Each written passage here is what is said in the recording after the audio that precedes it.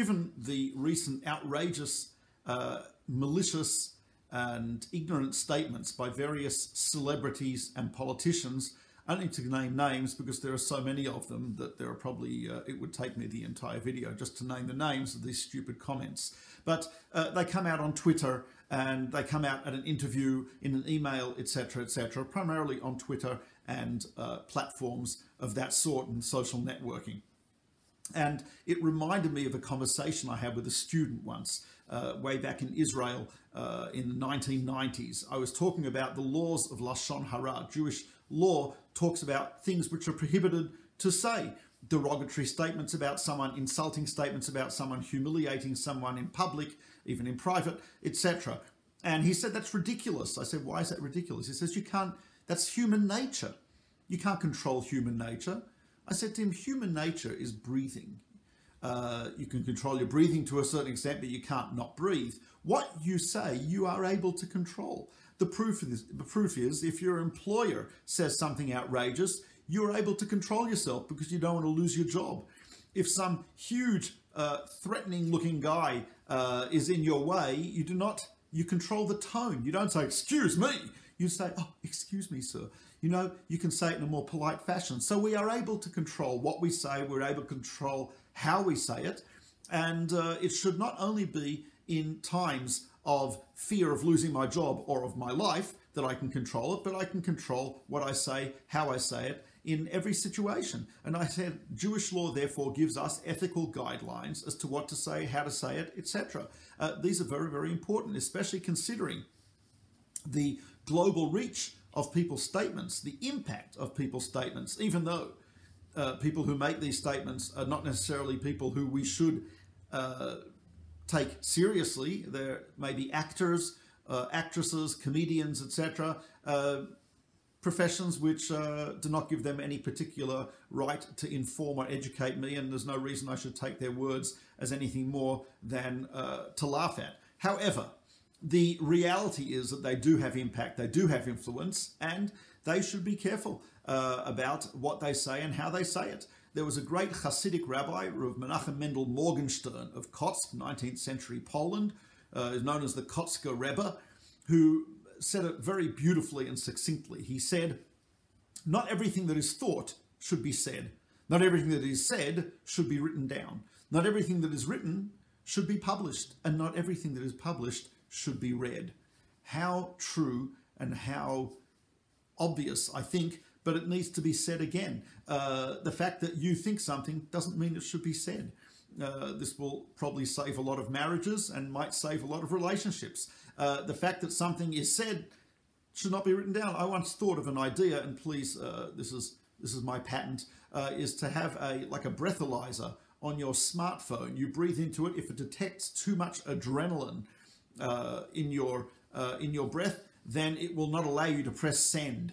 Wouldn't that be a great idea? I don't know if this is even possible, but I think that would be a great idea. That would also save a lot of people. Too much adrenaline, you have to wait till you calm down. So many times I've wanted to send an email, I type it out, I discuss it with my wife before I press send, and I end up not sending it because not a good idea. So we all need something like that. My wife would be an example, but we need some type of control about what we say and how we say it. The fact that I think it should not be tweeted out. And so the Jewish laws of Lashon Hara, these ideas, and what it says, for example, in the Mishnah, Chachamim, Hizharu b'divreichem, wise people, be really careful in your words, because the truth is your students, and unfortunately, even if you're not wise, you probably have students because people read Twitter feeds, people read blogs, etc. And so therefore every person should be really careful about what they say. It was a great rabbi, Rav Shmuel Hanagid, who lived in medieval Spain. He was not only a rabbi and a poet, but he was also the commander-in-chief of the Muslim army in southern Spain. And he writes there, he says, you have to look at your words as an arrow in the hands of an archer. He says, you do not indiscriminately fire arrows. When you pull back the bow, you have to be really careful how you aim. He says the same is true with words. Think of it as arrows. Think of them as arrows. Don't indiscriminately shoot them into crowds. Don't be very careful. And you aim them, be very careful in how you draw back the bow. This, he says, is what he always has in mind before he speaks. And this is something which, unfortunately, not studied enough. There was a great rabbi known as the Chafetz Chaim, Rabbi Israel Meir Kagan, who spent much of his life devoted to trying to get people to think about what they're saying before they say it. He wrote books about the subject. He gave speeches about the subject. He wrote pamphlets about the subject. He sponsored learning and study sessions about this subject. And he was really devoted to it. And a lot of people felt, what for? People are going to say it anyway.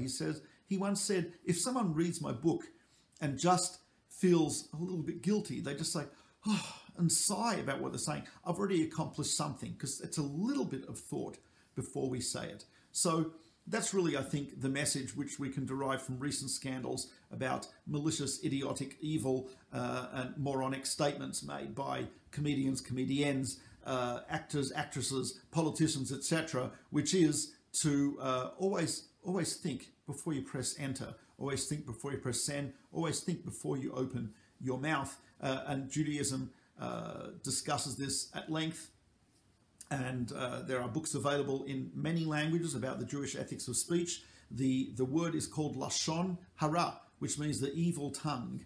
Type of interesting is attributed to the tongue. But one of the reasons that speech is considered to be so severe in Jewish tradition is because speech is one of the primary ways in which the human being is distinguished from animals. The human being has this amazing power of speech. We can communicate over time. I can write something down, it will be there for generations. We can communicate over space using technology. We can communicate our thoughts to someone else's mind. An amazing ability, an ability which links together thought and action through the power of speech.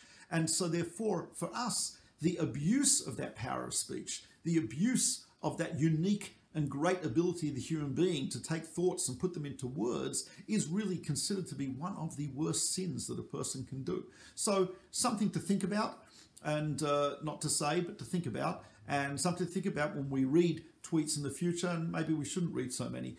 Probably would help a lot of us. We'd be a lot more productive and a lot less negative. But something to think about. Not everything that's thought should be said. Not everything that's said should be written. Not everything that's written should be published. Not everything that's published should be read.